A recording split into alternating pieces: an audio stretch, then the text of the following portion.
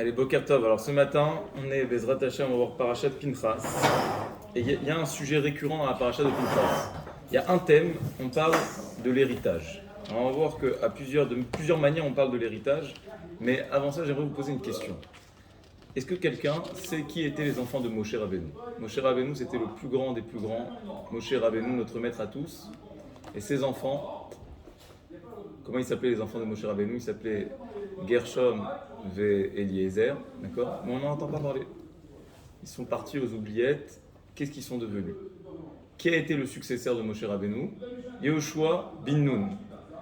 Yehoshua ben Nun. Qui était le père de Yehoshua? Nun.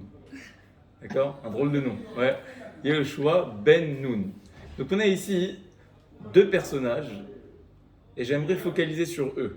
D'accord? Parce qu'en réalité, l'enfant spirituel de Moshe, c'était qui? C'était Yehoshua. Et Yehoshua, on ne connaît pas son père. Qui était le père de Yehoshua? Et on a un père spirituel, Moshe, et on ne sait pas que sont devenus ses enfants. Que sont devenus les enfants de Moshe Rabbeinu et pourquoi ils n'ont pas mérité d'être les dignes descendants, les héritiers finalement de Moshe Rabbeinu. Alors j'aimerais avec vous parler des enfants de Moshe et du père de Yehoshua et comprendre par quel mérite Yehoshua il s'est hissé au plus haut rang pour devenir l'élève de Moshe Rabbeinu et nous transmettre la Torah. Alors je vous disais que dans la paracha on parle d'héritage et on parle d'héritage de toutes sortes. Première chose, d'entrée de jeu, de quoi on nous parle dans la paracha? On nous parle de Pinchas. Et la Torah, elle va juger bon d'affilier Pinchas et de nous dire qui étaient les parents de Pinchas. Pinchas ben Elazar ben Aaron à Cohen. Pinchas, il était petit-fils, fils de Elazar, fils de Aaron à Cohen. Pourquoi on a retracé comme ça l'arbre généalogique de Pinchas? Pour te dire, sache que Pinchas, d'apparence, qu'est-ce qu'il a fait? Il a fait un acte barbare, un acte bestial. Il a tué comme ça 2 personnes sur la place publique, qui ça donnait certes un acte de débauche, mais il y a des manières un peu plus diplomatiques, d'accord, de faire les choses. Non, Pinchas, il a pris la lance et il a embroché Zimri ben Salou, Cosbi Batsour. Pourquoi? Pour montrer à tous Kanaïn Poginbo. Lorsqu'il est question de toucher à la Gdusha du Ham Israël, alors il n'y a pas de règle et on peut y aller. Mais pourtant, la Torah, elle va te dire attention, attention. Sache bien qui est Pinchas. Parce qu'il y avait comme un vent de soupçon qui pesait sur la personne de Pinchas. Est-ce que Pinchas, il était animé de bonnes intentions? Ou alors Pinchas, non, c'est une personne qui s'est lâchée comme ça et qui a voulu... La Torah, elle te dit non, non, non. Sache que Pinchas, ben Elazar, ben Aaron à Cohen. Alors Aaron, qui était Aaron? Aaron, quelle était la renommée de Aaron? Aaron, c'était Ish Shalom, Oev Shalom, Verodesh Shalom. C'était celui qui courait après la paix. Et donc la Torah, comme si elle est venue laver, ou en tout cas éclaircir, si vous voulez, les intentions de Pinchas. Et elle te dit que sache que Pinchas, pour ce qu'il a fait, il mérite le prix Nobel de la paix. D'accord? C'est un homme de paix. Pinchas, il mérite la paix. Et donc voilà comment la Torah, elle te dit, sache que cette mida de Shalom, parfois pour faire la paix, il faut passer par la guerre. D'accord? La paix, c'est pas que le silence des armes, mais parfois même dans Shalom Bayit, d'accord? Parfois, il faut avoir des vraies discussions, d'accord? Alors je ne dis pas de prendre des lances et de... Non, on n'y est pas, mais parfois, la paix, elle passe par l'opposition d'idées, d'accord? Donc elle te dit, Pinchas, c'était un homme de Shalom et ses midot, il les a hérités de qui? De Aaron. Pour t'apprendre une première chose, sache qu'en matière d'héritage, il y a une chose qui passe dans les gènes, d'accord, de génération en génération, et ça, vous devez le voir avec vos enfants, avec vos parents, d'accord, c'est les midot. Les midot, c'est quelque chose qui se transmet, d'accord? C'est un capital spirituel, en tout cas naturel, inné, d'accord, qui passe de génération en génération. Marocain, fils de Marocain, il reste Marocain. Tunisien, il reste Tunisien, d'accord? Chacun, il a hérité de ses bonnes ou ses moins bonnes midot, d'accord? Mais on ne peut pas changer sa nature, d'accord? On est ce qu'on est, d'accord? On est ce qu'on est, d'accord? Avec NIT, d'accord? En tout cas, ça c'est au niveau des midot. Mais qu'en est-il au niveau de la Torah? Est-ce qu'on hérite, d'accord? Est-ce qu'on hérite d'un capital de Torah? Non, la Torah, elle ne peut pas s'hériter, elle ne peut pas se transmettre. Là, jusqu'à maintenant, on parlait de midot. Alors, la deuxième chose, en matière d'héritage, puisque cette paracha, je vous le disais, elle parle que d'héritage, Quel est l'épisode phare, d'accord, dans la Torah quand on va parler d'héritage? C'est Benot Tselophrad. Alors rapidement, un bref récapitulatif. Benot Tselophrad, Tselophrad, c'était un homme parmi le Ham Israël, d'accord. Chamim nous dit Tselophrad, c'est la contraction de deux mots. Tsel, Pachad. Tsel, ça veut dire l'ombre. Pachad, c'est quoi? Pachad, c'est la peur. Pourquoi? Qui était Tselophrad? Qu'est-ce qu'il a fait dans son histoire, Tselophrad? La Torah nous dit Bechet O Met.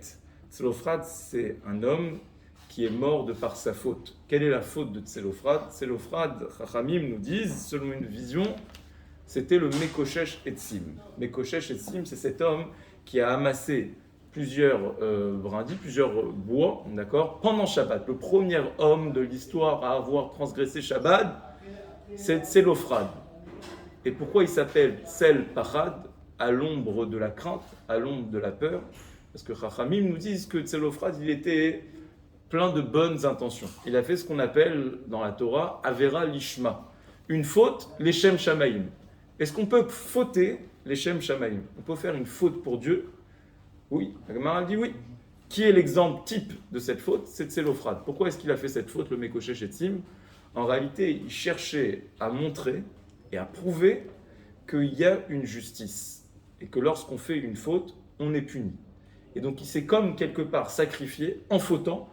Il a dit je vais fauter, je vais transgresser Shabbat, moi le seul et l'unique, devant tout le monde. On va m'avertir de la faute, on va mettre toutes les conditions en place pour que je sois responsable de ma faute et je vais montrer comment Akadosh Baruch Hu juge les mécréants, ceux qui transgressent la règle.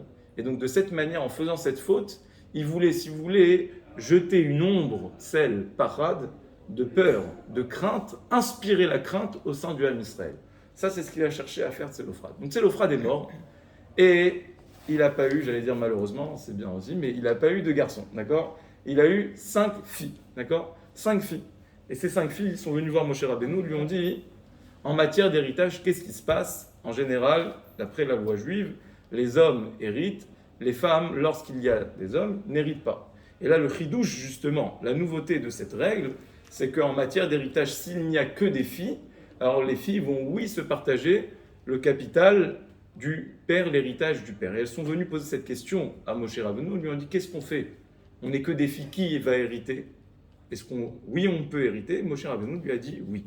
Deuxième héritage, l'héritage des biens. On a parlé de l'héritage des midot, des valeurs, avec Pinchas, qui était petit-fils de Aaron, qui a hérité de la mida du Shalom. On a parlé de l'héritage des biens. Et quelle est la troisième chose qu'on peut hériter de ses parents? Chachamim nous disent, tout de suite, après l'épisode de Benot Tselophrad, qu'est-ce qui va se passer? Vous savez, toujours dans la Torah, on doit interpréter la juxtaposition des parachiotes. Quelle est la troisième paracha qui vient juste après? La Torah elle va nous parler de la passation de pouvoir entre Moshe et Yehoshua. Et là, c'est un moment très émouvant. Et Moshe va dire, voilà, il est arrivé le temps de ma fin, il est arrivé le moment de penser à l'après, d'accord? Qui va prendre la relève? Qui va être le guide? Qui va conduire les Béné Israël en Israël? Et Rashi nous dit, pourquoi il s'est posé cette question juste après l'épisode des filles de Tselophrad? Quel rapport? Quel est le lien de cause à effet? Quelle est l'idée ici? Pourquoi est-ce qu'on vient te dire la passation de pouvoir entre Yehoshua et Moshe juste après les filles de Tselophrad? Qu'est-ce que ça a à voir? Et là, Rashi il dit quelque chose d'intéressant. Moshe, il a eu comme j'allais dire, un réflexe naturel, d'accord? Il a dit, bon, les filles de Tselophrad, finalement, qu'est-ce qu'elles ont fait? Elles ont pensé à elles, d'accord? Elles ont pensé à leur héritage. Il a dit, moi, qu'en est-il de mon héritage? Qu'est-ce que je vais léguer au Ham Israël? C'est le fait d'être un leader, d'être un manig. Qui va être le manig après moi? Il a dit, il est temps que je pense à mes enfants. Et donc Moshe, il a eu comme un réflexe, d'accord? Il a dit, bon, moi aussi, je vais essayer de placer mes enfants. Je vais leur faire, en hébreu, on dit une petite protectia, d'accord? Donc il a été voir Dieu. Il lui a dit, écoute Dieu, voilà, ça m'a fait penser, quand j'ai vu les filles de Tselophrad, et moi aussi, ça serait bien de penser à mes enfants. J'ai vu que il y avait des dérogations en la matière, puisque tu as dit que les filles ne pouvaient pas hériter, et là tu as permis aux filles d'hériter. Alors peut-être que mes enfants aussi vont pouvoir hériter de quoi? Non pas de mes biens, mais de mon statut de leader au sein du Ham Israël, de Manig, et peut-être que c'est mes enfants qui vont conduire le Ham Israël en Israël. Et là, Dieu de lui répondre, non, non, non. J'ai tout autre projet pour tes enfants, mais celui qui va conduire le Ham Israël en Israël, c'est Yehoshua. Alors la question, c'est comment on peut comprendre que Moshe Rabbeinu, il a eu une telle réaction. Moshe Rabbeinu, on le connaît pour sa hanava, on le connaît pour son humilité, on le connaît pour son effacement le plus total, et là, on a l'impression d'un presque, j'allais dire un Mavdi Ben Kodesh Lechol, d'accord, mais d'un dirigeant africain, d'accord, qui va dire je vais mettre mon fils ici, je vais mettre celui-là ici. Ouais, j'ai dit africain, j'ai pas dit israélien, d'accord, mais en tout cas c'est un réflexe, d'accord, presque humain de vouloir placer ses enfants, d'accord, quand on a une position d'autorité comme ça. Mais comment comprendre que Moshe Rabbeinu, l'homme qui est censé être au-dessus de tout ça, lui aussi il a eu ce réflexe. Il ne voyait pas que ses enfants ils n'étaient pas au niveau. Pourquoi il a voulu placer ses enfants? C'est quoi cette réaction de Moshe Rabbeinu? Ça ne colle pas avec le personnage, avec les valeurs qu'on connaît à Moshe Rabbeinu. Alors, les mecs, pour essayer de mieux comprendre, essayons de rentrer plus en profondeur qui étaient les enfants de Moshe Rabbeinu. Alors, on a donné leur nom. Moshe Rabbeinu, il avait 2 enfants. Ils s'appelaient Gershon et Eliezer. Alors, il faut savoir qu'il y a un verset dans la Torah, dans Shoftim, dans le Nar, qui dit la chose suivante. Je lis le verset.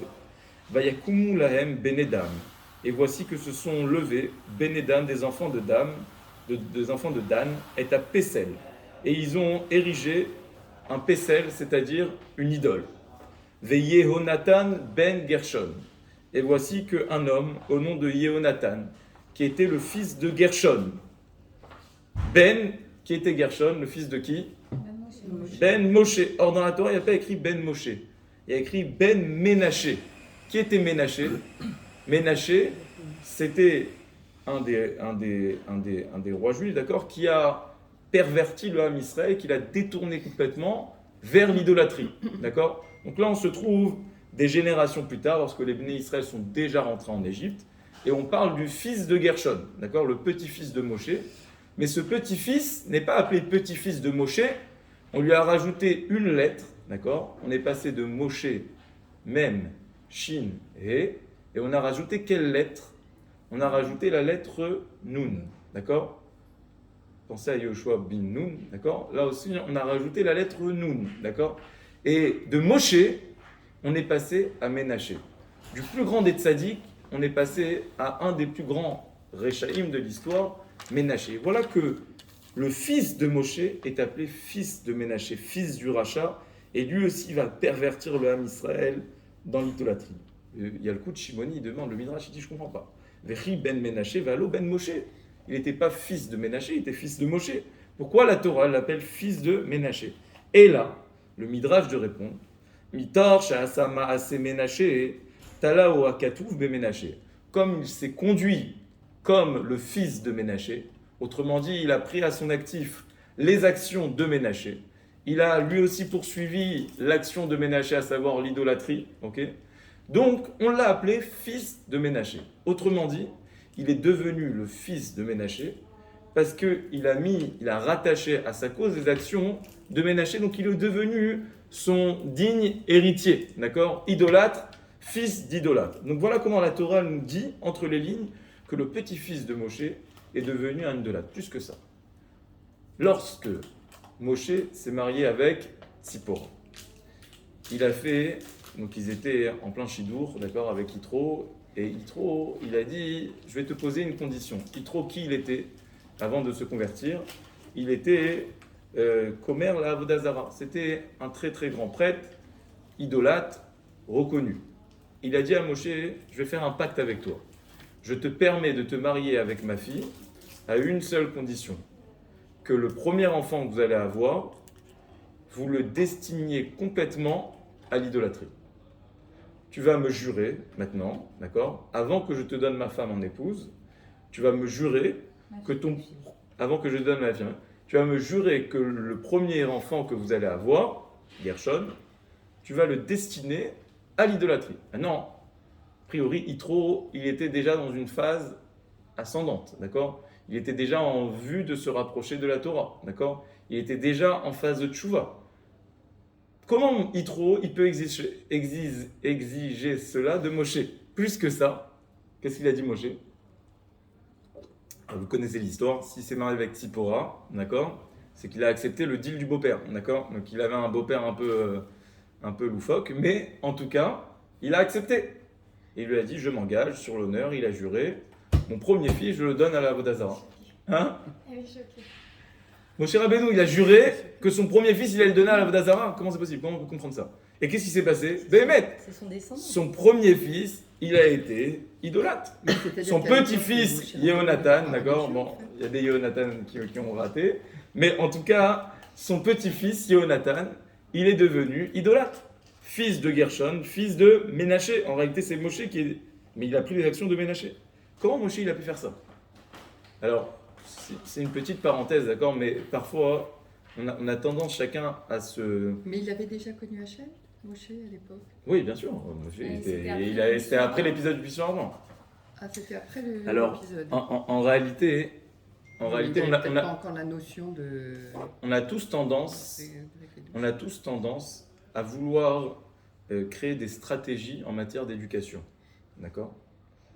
Alors, souvent, surtout à Herzliya, le discours que j'entends haut et fort, d'accord? C'est je dis, non, moi mon fils, je veux pas lui fermer les yeux, je veux pas le mettre dans un ghetto, je veux l'ouvrir, je veux qu'il soit conscient, je veux qu'il sache ce que c'est, d'accord? Je veux qu'il connaisse la vie, d'accord? Donc je lui donne tout ce qu'il faut pour qu'il connaisse bien la vie, d'accord? Je lui donne un téléphone, je lui donne tout ce qu'il faut, une ouverture complète sur le monde, et après, à lui, du haut de ses 8 ans, de choisir qu'est-ce qui est bon et qu'est-ce qui est pas bon, d'accord? Mais mon fils, il est conscient, il est capable, d'accord? J'ai confiance en lui. Ça, c'est un discours qu'on tient souvent, tous, et lorsqu'on veut interdire, on dit non, je ne vais pas interdire, c'est rétrograde d'interdire, c'est la préhistoire. Ceux qui interdisent à leurs enfants, c'est premièrement, ils n'ont pas confiance en leurs enfants. Deuxièmement, lorsque tu vas interdire, bah, tu vas créer de la frustration. Lorsque tu crées de la frustration, tu crées l'envie encore plus de faire dans l'autre sens pour contredire et ainsi de suite. On connaît toutes les théories. Maintenant, cette théorie, très certainement qu'elle a du bon sens, d'accord? Mais ce que la Torah, elle te dit ici au travers de l'exemple de Moshe Rabbeinu, Rav Chaim Shmulevitch, il dit, c'est à ça qu'il a voulu jouer Moshe, d'accord? Moshe, il a dit, je suis capable, d'accord? On ne comprend pas, je viens pas faire maintenant porter un jugement sur le... En tout cas, je parle des faits, d'accord? Moshe Rabbeinu, il a dit, je vais le mettre dans le Bet Avodazara, mais il n'y a pas de problème. Il voit à la maison comment ça se passe, il va avoir une mère qui est bien, il va avoir un père qui est Rosh Yeshiva, qui est Manig. C'est sûr qu'il va faire la part des choses et qu'il va revenir. Donc il n'y a pas de problème. Je peux lui jurer, et au contraire, ça va peut-être le renforcer. Comme ça, il veut expliquer, le Rav Chaim Shmulevitch, il veut dire que c'est ça qu'il a voulu faire Moshe. Il l'a mis dans une fausse direction pour qu'il choisisse encore mieux la meilleure direction. Maintenant, la Torah, ce qu'elle te dit, c'est sache qu'à jouer à ce petit jeu, parfois tu peux te brûler, d'accord? C'est-à-dire que on ne te dit pas de le faire grandir dans un ghetto avec des œillères et tout ça, mais on te dit sois mesuré dans ce que tu fais. Tu ne peux pas tout lui donner et attendre de lui qu'il rejette tout. Ça, c'est pas possible. Ça ne marche pas. Tu ne peux pas le rentrer dans le Bet Avodazara, le destiner à devenir commère la Avodazara et espérer tout en même temps qu'il va rebrousser chemin et devenir la bonne personne. Il y a une mesure, une demi-mesure, une conscience à avoir et un équilibre à trouver. Ça, c'est le premier point en ce qui concerne les enfants de Moshe Rabbeinu. Mais le troisième point, c'était le deuxième point. Le troisième point, c'est en réalité comment Moshe Rabbeinu a pu se tromper et penser que ses enfants allaient hériter de son statut de leader, alors que voilà qu'il y a trois parachiotes, un parachat Be'alotecha. La Torah, elle nous ramène un épisode où il est dit Vayarod Sanahar, Vayaged le Moshe Vayomer. Voilà que l'enfant, qui était l'enfant, nous dit Rashi, c'était Gershon. Il courait dans le champ, comme ça. Il courait dans le machané, dans le campement. Vayaged le Moshe, il a dit à Moshe, Moshe, viens voir ce qui se passe. Il y a un attroupement autour de deux personnes, Eldad ou Medad. Qui était Eldad ou Medad? Eldad ou Medad, c'était deux prophètes.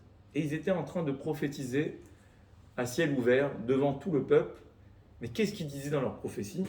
Ils disaient Moshe Rabbeinu met, Moshe Rabbeinu va mourir maintenant. Yehoshua marnis otam be'eretz Israël. Yehoshua va faire rentrer les Bnei Israël en Israël. Donc Moshe, il les a pas réprimés, d'accord? Il les a dit laisse-les. Alvaï que tout le monde soit des Névi'im, il a dit. Ouais. Alors Moshe, il savait très bien que c'est Yehoshua qui allait prendre la relève. Il savait très bien que lui, il n'allait pas passer la frontière. Il savait très bien que Yehoshua allait prendre la suite. Il savait très bien même son fils, puisque c'est lui qui a relaté cet épisode. Même lui, il savait qu'il n'allait pas être le digne descendant. Alors pourquoi Moshe, il s'entête? Pourquoi Moshe, il continue, il persiste, et il dit non, c'est mes enfants qui vont prendre la suite. C'est quoi cette réaction de Moshe qui est très très étonnante, d'accord? Comment on peut comprendre cela? Alors, avant cela, essayons de comprendre qui était Yehoshua. Yehoshua, en quoi est-ce qu'il a mérité d'être le descendant de Moshe? Donc là, on a parlé jusqu'à là des enfants de Moshe. Maintenant, je passe à Yehoshua, celui qui va béhémet hériter du statut de Moshe Rabbeinu. La Torah nous dit que Yehoshua, Notzer Te'ena Yochal Piria, c'est celui qui a su protéger Te'ena, c'est la figue. Yochal Piria, il va manger de son fruit. En réalité, Yehoshua, c'était Mesharet Moshe, c'était celui qui a toujours accompagné Moshe dans tous ses faits et gestes. Même lorsqu'il est monté au Har Sinaï, Yehoshua, il l'a accompagné, il est monté avec lui à un certain niveau. Il était Mashkim ou Maharim, il se levait tôt le matin et il se couchait tard le soir et toujours pour servir manger. Mais surtout, ce qui est mis en avant, c'est ce que vous savez très certainement, c'est quelle était la valeur de Yehoshua. C'est qu'il était Mesader Safsalim ou Pores Martzalaot. Le hobby de Yehoshua, d'accord, le passe-temps préféré de Yehoshua, la force de Yehoshua, c'est qu'il arrangeait. Il passait son temps à arranger les bancs du Beth Midrash et à mettre en place le confort nécessaire. Voilà, là aussi, on a au Hachem une personne qui nous aide, d'accord, au niveau de bol. Mais il passait son temps à mettre en place et à embellir le Beth Midrash, d'accord. C'était son passe-temps préféré. Et Chachamim nous disent, en réalité, les enfants de Moshe Rabbeinu, ils étaient eux aussi versés en Torah. Aval yashvu lahem. Ils étudiaient la Torah, mais ils étudiaient la Torah velo askou batorah yaki dans le Midrash. Peut-être qu'ils étudiaient la Torah, mais ils n'étaient pas au sec batorah. C'est quoi la différence entre étudier la Torah et s'affairer? S'affairer dans la Torah. C'est faire de la Torah non pas une affaire, d'accord? Il y en a certains qui font de la Torah une affaire, mais c'est faire de la Torah justement un projet de vie, d'accord? Faire de la Torah et faire de la synagogue et du Beth Midrash un lieu de vie. Si tu considères que lorsque tu étudies la Torah, tu es en train de te nourrir et en train tout simplement de vivre, d'accord? Alors tu dois en prendre soin comme de ta maison. Et c'était ça la différence qu'il y avait peut-être entre les élèves entre Yehoshua et les enfants de Moshe Rabbeinu. Les enfants de Moshe Rabbeinu, peut-être qu'ils étaient encore plus érudits que Yehoshua. La valeur qu'on met en avant chez Yehoshua, c'est pas qu'il était Chacham, c'est pas qu'il était Gadol Hador, c'est pas qu'il a su percevoir les profondeurs du message de Moshe Rabbeinu, mais c'est qu'il aimait la Torah et qu'il a pris à cœur de chérir même le Beth Midrash dans ses moindres détails. Il a rangé les Safsalim du Beth Midrash pour te dire, sache que la Torah, c'est pas quelque chose qui se transmet. La Torah, c'est pas une science. Et très certainement, peut-être que si tu es intelligent et que tu as su percer les profondeurs de la Torah, peut-être que tes enfants aussi seront intelligents comme toi, peut-être plus que toi, c'est sûr. Parce que l'intelligence, c'est quelque chose, en général, ouais, il peut y avoir des... Mais ça passe en général, d'accord? Quelqu'un qui est deux parents, d'accord? Des fois, il y en a un des deux qui fait jurer le couple, mais quand tu as deux parents qui sont bien construits et bien bâtis, en général, les enfants, ils sortent construits. Mais il y a quelque chose que tu ne peux pas transmettre. Il y a quelque chose que chacun doit gagner de sa personne. Ce n'est pas la Torah, c'est l'amour de la Torah. Et ça, c'est ce qui a fait la différence. Ce qui a fait la différence entre les enfants de Moshe Rabbeinu et Yehoshua, c'est que les deux avaient de la Torah, mais Yehoshua avait l'amour de la Torah, les enfants n'avaient pas l'amour de la Torah. La Gemara, elle nous dit, on va rentrer prochainement dans les périodes de deuil. La période de deuil des 3 semaines. Est-ce que vous savez pourquoi le Beth Amikdash a été détruit? Alors, alors vous avez en tête Sinatrinam, mais en réalité ça c'est pour le deuxième Beth Amikdash, mais pour le premier Beth Amikdash, il y a deux raisons qui sont avancées dans la Gemara, je vais en citer qu'une. La Gemara elle dit Alma Avda Haaretz. Pourquoi la terre a été détruite? Pourquoi Dieu nous a chassés et nous a exilés? Et la Gemara, les Névim, ils se posaient la question, ils cherchaient les prophètes, ils cherchaient pourquoi, quelle faute? Le premier Beth Amikdash. Alors il y a une Gemara qui dit parce qu'ils ont transgressé les trois péchés capitaux, les trois interdits sur lesquels il est dit Yahareg ve'al Yahavor. Plutôt te suicider que plutôt d'enfreindre. C'est quoi ces trois interdits? C'est ne pas tuer, ne pas faire avodazara, ne pas faire l'idolâtrie, et ne pas faire gilou yarayot, ne pas faire tous les interdits, toutes les unions interdites, tous les interdits de débauche. Mais il y a une autre Gemara, et c'est sur cette Gemara que je vais m'arrêter. La Gemara, elle dit Alma Avda Haaretz, écoutez bien, Al Shelo Birchu Batora Trila, parce qu'ils n'ont pas fait Birkat HaTorah. C'est quoi Birkat HaTorah? Birkat HaTorah, c'est pas l'étude de la Torah, mais c'est la bracha qu'on doit faire avant d'étudier la Torah. Et tous les matins, les hommes doivent réciter une bracha sur l'étude de la Torah. Nos Chachamim, ils nous disent pourquoi on a été exilé, pourquoi on a été chassé, pourquoi des millénaires de pogroms.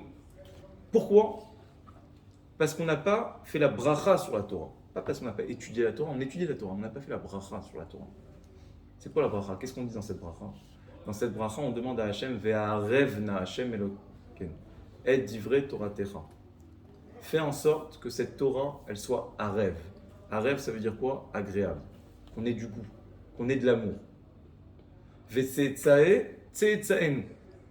Et de cette manière, on va pouvoir transmettre cette Torah à nos enfants, Ve'se'etzae tse'etzaenu, et à nos petits-enfants. Autrement dit, il y a écrit dans cette bracha ici la clé de la transmission. Si tu veux qu'il y ait une pérennité, si tu veux que ta Torah elle dure, alors il faut qu'il y ait du goût. S'il n'y a pas d'amour de la Torah, alors peut-être pour toi ça sera une Torah, mais pas pour tes enfants.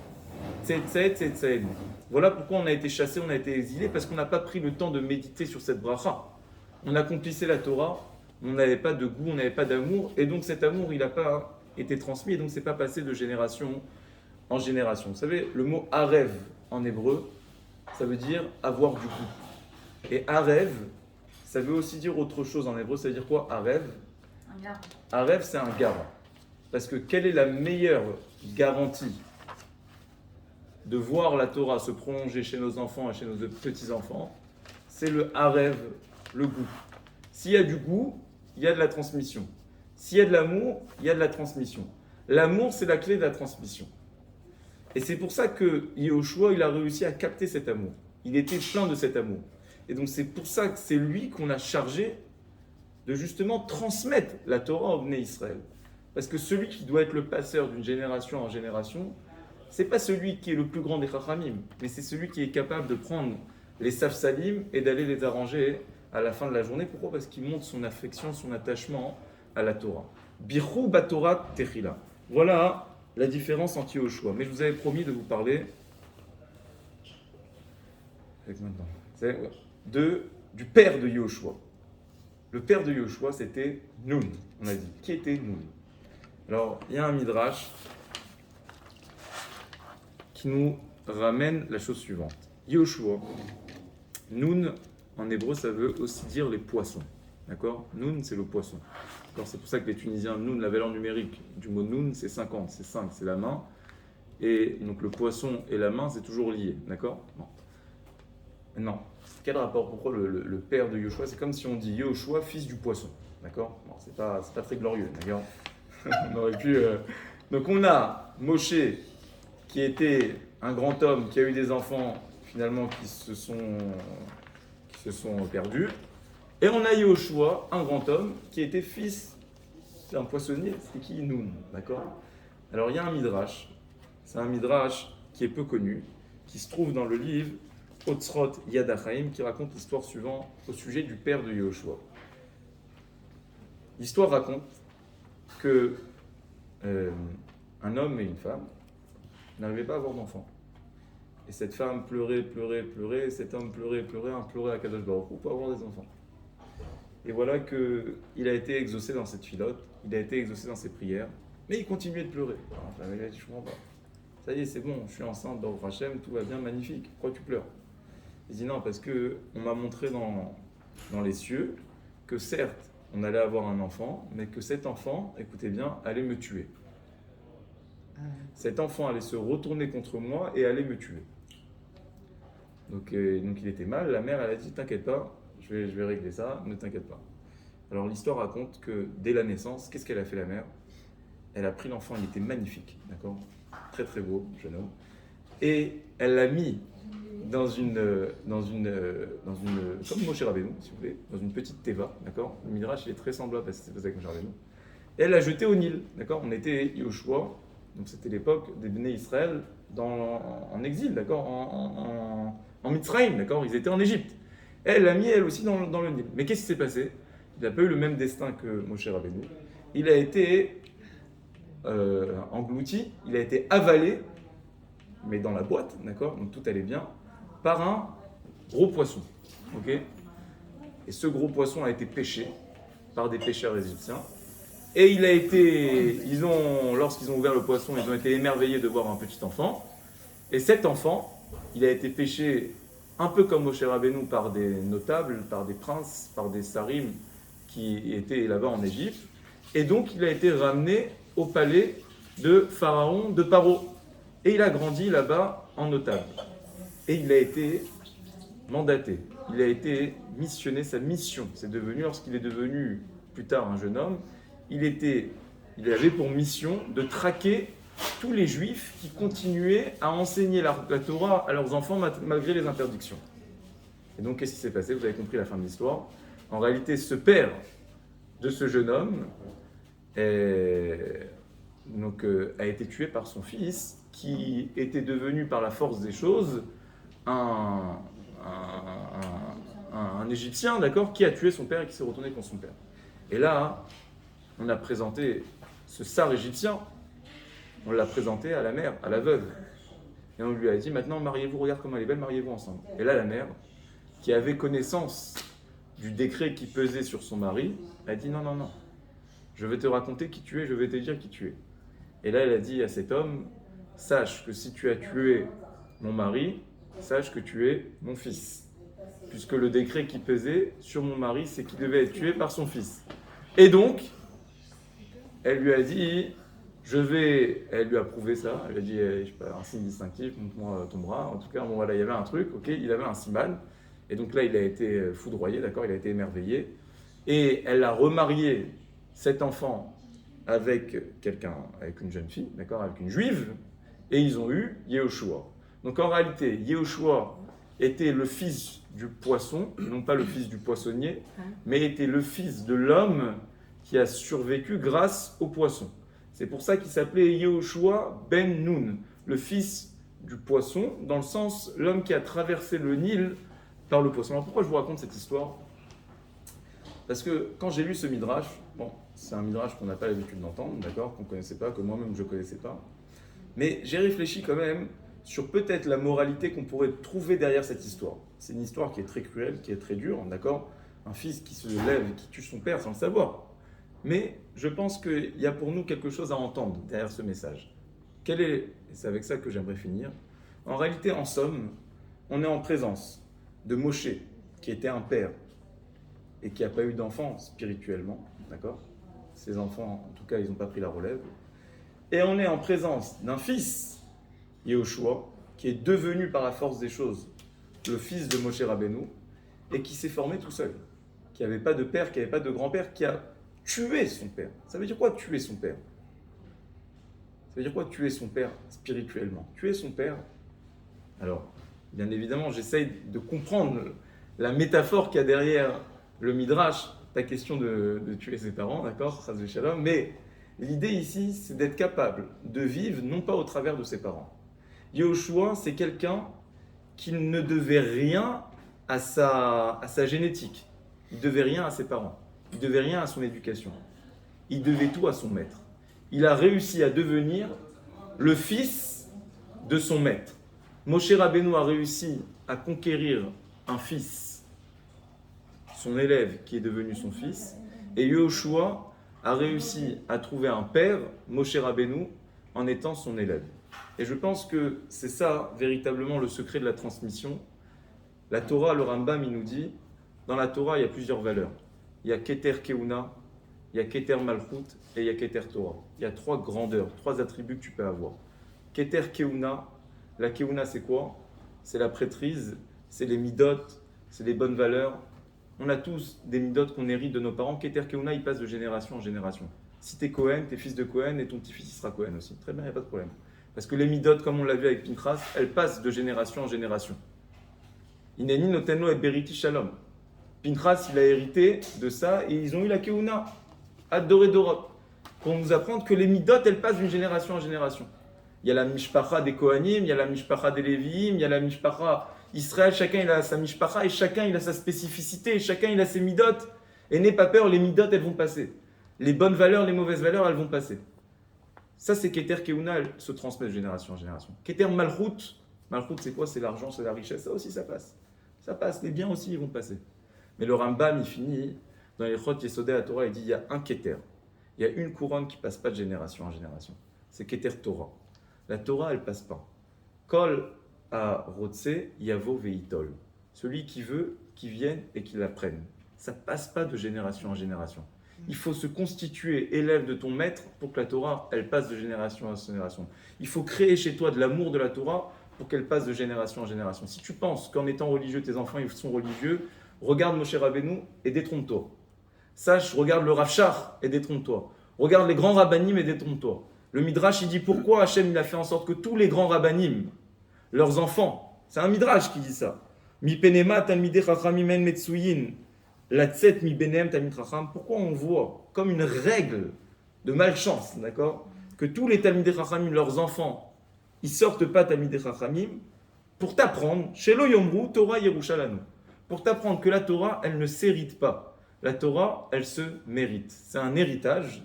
Torah Tziva Lanu Moshe Moracha, c'est un héritage, mais c'est un héritage qui se mérite. Je finis avec cette histoire, on m'a raconté cette semaine.